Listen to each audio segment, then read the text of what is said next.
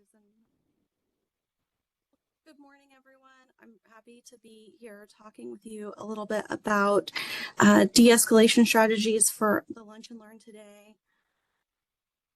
To get things started, we're going to go ahead. I'll provide a brief introduction of myself. I'm Dorothy Hayden. I work with the regional workforce training team. I'm a consultant, and I am so glad to be here talking with you all. We have 3 objectives for today that we would like you to be able to leave with. The first of which is to identify briefly what those signs of escalation may be. Second is to go ahead and understand what are some real workable strategies that you can use to help someone who is experiencing acute stress or escalation, and then finally discuss some training and resources that you can use additionally for your own self-care. So when you think of how quickly the brain can identify a threat, the really surprising thing, if you think of how quickly can you identify a threat, it's probably not nearly as quickly as what's been revealed in some of the different literature. It can be as quickly as 100 milliseconds post-stimulus. So that initial trigger can go ahead and spur a response as quickly as that 100 milliseconds time. It can also take much longer for that threat to be really identified and developed. The more time that we have to process, the better that we can understand what is in front of us. But very quickly, our brain can identify the threat.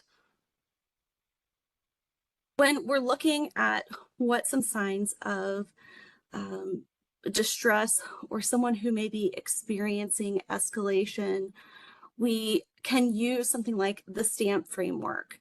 And what this is, it's going to be a common set of symptoms that may present themselves outwardly. So those external views of someone experiencing stress.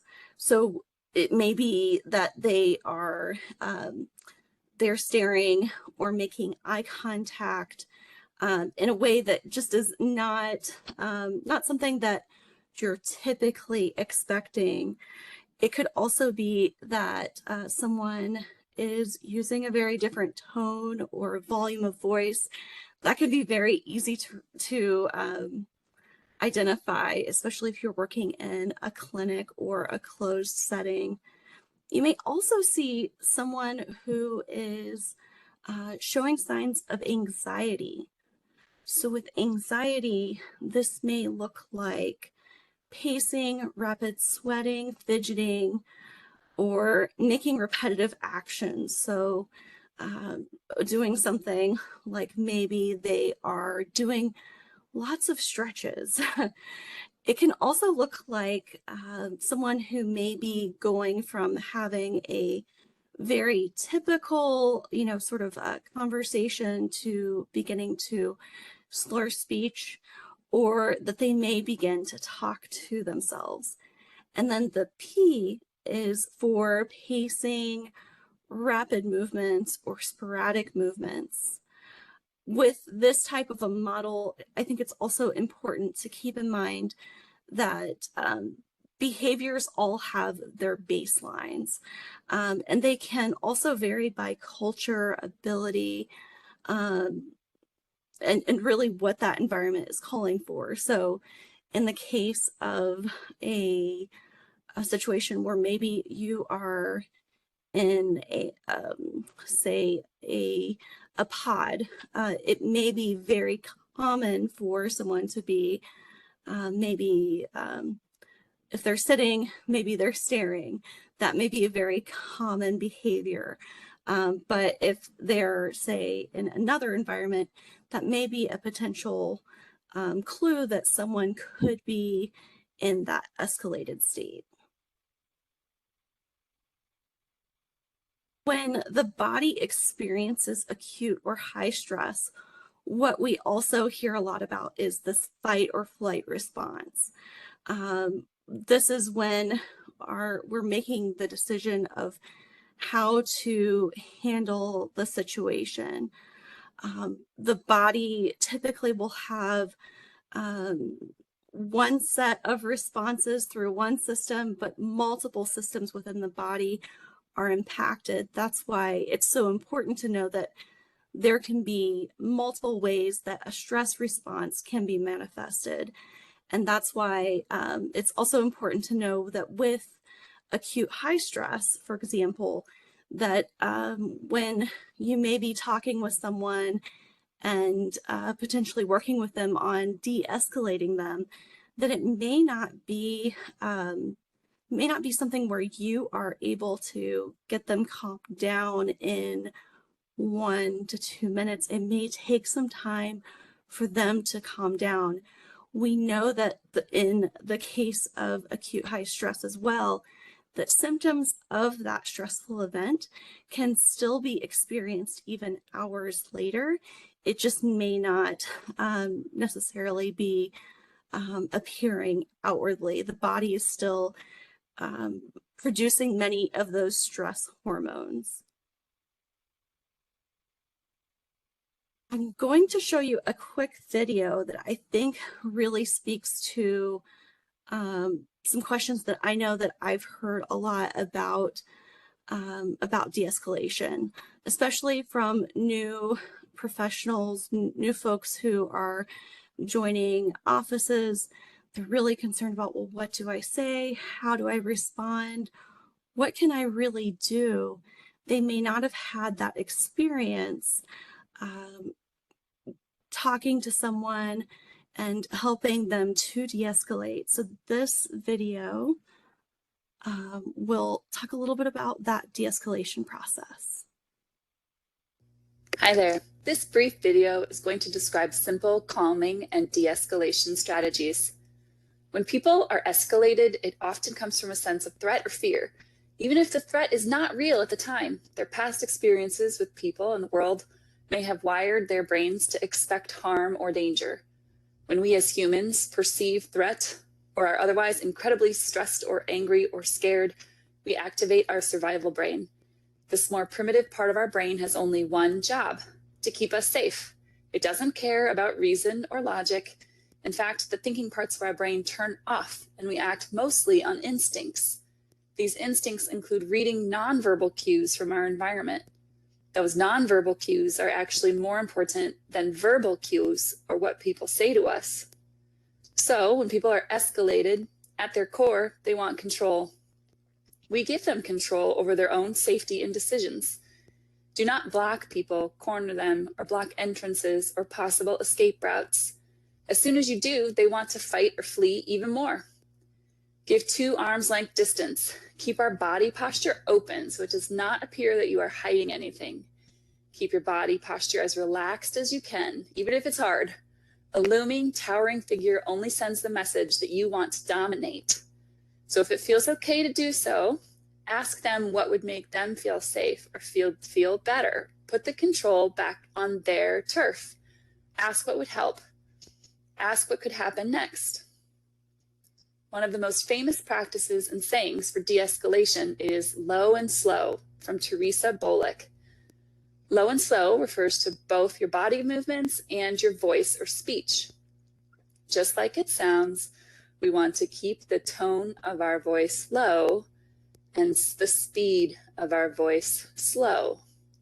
When you lower your tone and speed, it makes it more possible for the other person to process what you are saying and not feel threatened, as opposed to a higher pitched tone and quick speech, which frankly increases stress.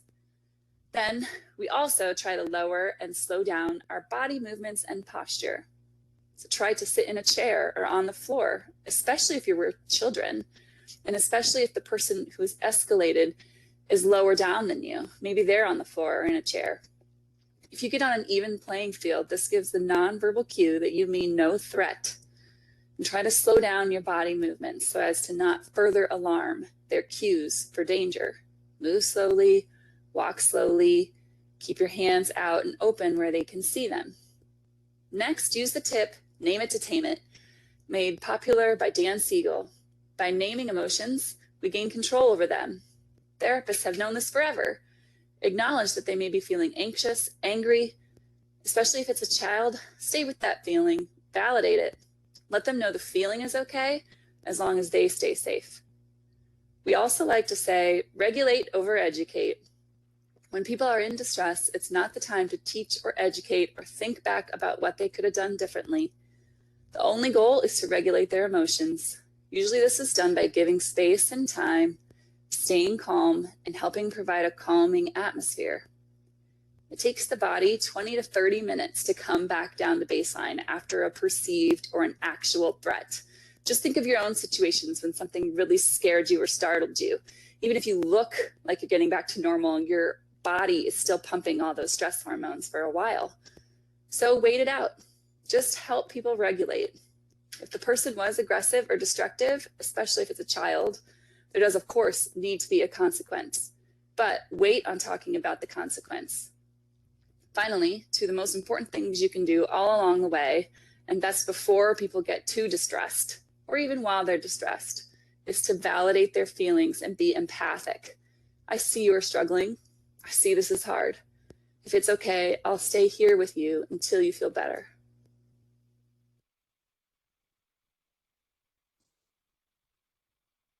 Right.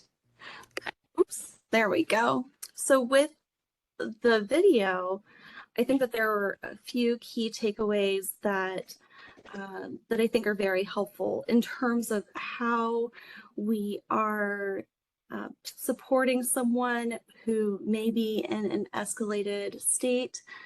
It's really going to be dependent on what situation that we're dealing with. But I think that understanding even prior to when you're in that when you're experiencing someone who may be in an escalated state is understanding where your exits are and where you can go if you need additional support, rather than waiting, knowing that information as you're dealing with different situations. I think that it can be helpful when you are in that situation, keeping your distance and a safe distance as much as possible, relaxing your body language. We frequently, there's the saying that is unclench your jaw, and that usually gets people to relax, because most commonly when they may be listening, they may, without even knowing it, maybe exhibiting that behavior. So for you, as you're engaging with someone who may be in that escalated state, is to be thinking a lot about how you're showing up and how you're interacting with them. So by relaxing your body language, by using that low and slow, whether it be your body movements, your speech, using other frames where you're naming it. So I see that you are you're anxious. I see that you are upset. Getting that person to think about what they can do next.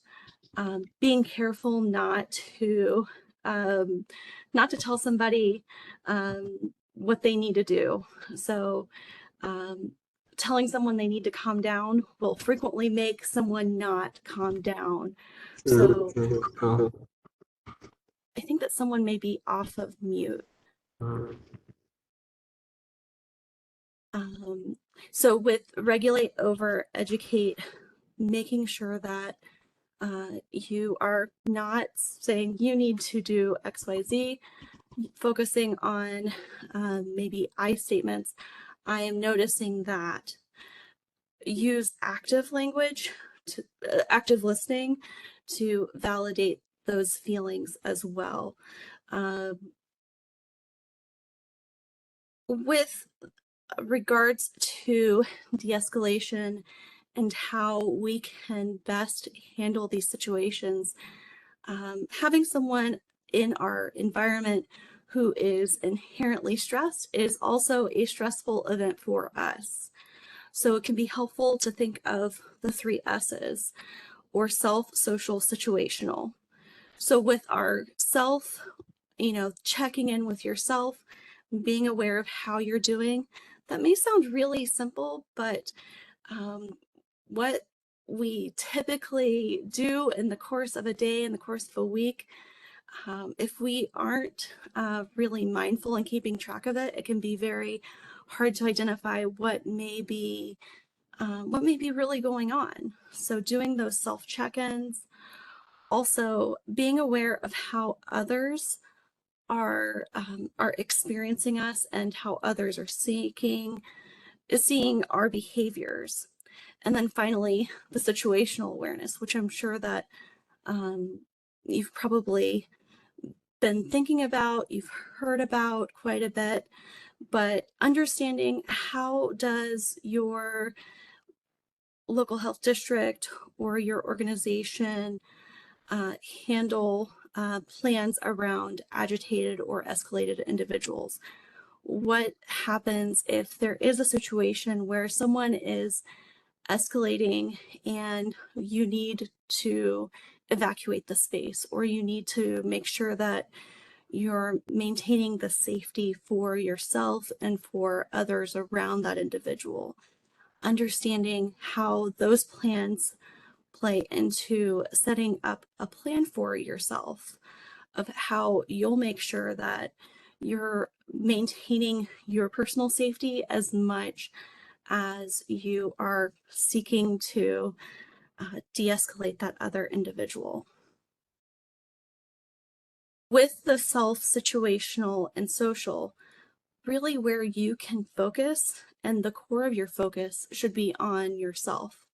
So asking some of these questions to yourself, and maybe it may not be that all of these questions, if you were to look at them right now, such as what triggers your stress, or what helps you to get back to your baseline after a stressful situation, you may not immediately know the answers to all of these questions. But if you were to take these questions and begin to fill in the information and just take a look back at it on a regular basis, it can really help you to identify what those areas are that you can make some changes to. What we do know about the stress response is that two things can happen. We can either improve the way that we respond to a stressful event.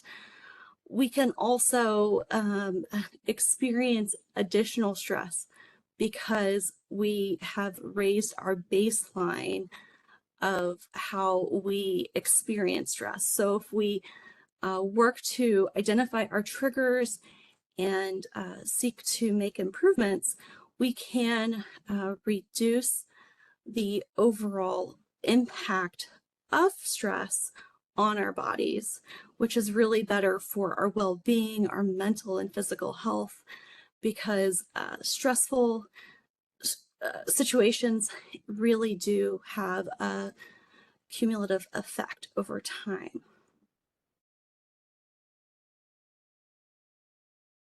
When considering the situational aspects, understanding also if you're off-site, not everybody is working on site. And even if you do have a site that you work at regularly, you may be going off-site to work at a pod or go out into the community at another location. Understanding what the environment is around you and what kind of support may be there, that maybe if it's another colleague or even others that are in that space, that you can seek for support if you need it. If you are working at different locations, I think that it's also important to understand, who do you need to report to, or to report a situation and make sure that you're making that request for assistance. It can oftentimes be helpful if you're finding that there are more and more escalated events, that those events can be reported and identified to potentially look at what the policies may be and potentially make improvements. But that really can't be done if folks aren't aware that they should be making those reports, or that they can, or if they're not reaching out to others for assistance about those escalated events. When we're talking about two particular common situations, so with the photo that you have on the right, you'll see that staff member is speaking to someone who appears to be a child, and they're speaking at about the same level uh, of height. When you are speaking to someone who is appearing to be escalated, or maybe it's that you haven't necessarily spotted that behavior, there's a big difference between someone who is speaking calmly and who is asking simple questions like, how are you doing? Or is there anything I can help you with? Using those questions that are going to be simpler and going to be shorter, because again, when we are experiencing higher stress, or when that individual is experiencing them, they're going to be processing on overload. So if we can ask those shorter questions, be patient in waiting for a response, and then being very very realistic about what can happen. There are times that we can simply not do something, but if we are realistic and we avoid overpromising, that can at least help us to reduce additional escalation. With phone calls, I know that many people here may be frequently answering those phone calls. When you're talking to someone on the phone, it can be very helpful to make sure that you're maintaining good posture. So by doing that, you're going to have a different tone in your voice versus if you're slumped over or if you were laying down. You may even notice that when you may talk to a friend or a loved one, that they sound very different when, you know, maybe they're just getting up from a nap. So by maintaining good posture, smiling when you begin your greeting, doing so will also help to change the tone of your voice, because your breath is coming out in a different way that can really help someone. When you're on the phone, you don't have the benefit of seeing someone's body movements. But what you can do is you can use CAF, which is Calm, Assist, Facilitate. So even as someone may be upset, listening, and then offering how you can assist. You can also try to use that 5 words or less questioning method to help you to really get them to respond back. If you're finding that they're not responsive, using fewer words and then trying with those fewer words can help to reduce the escalation of the situation.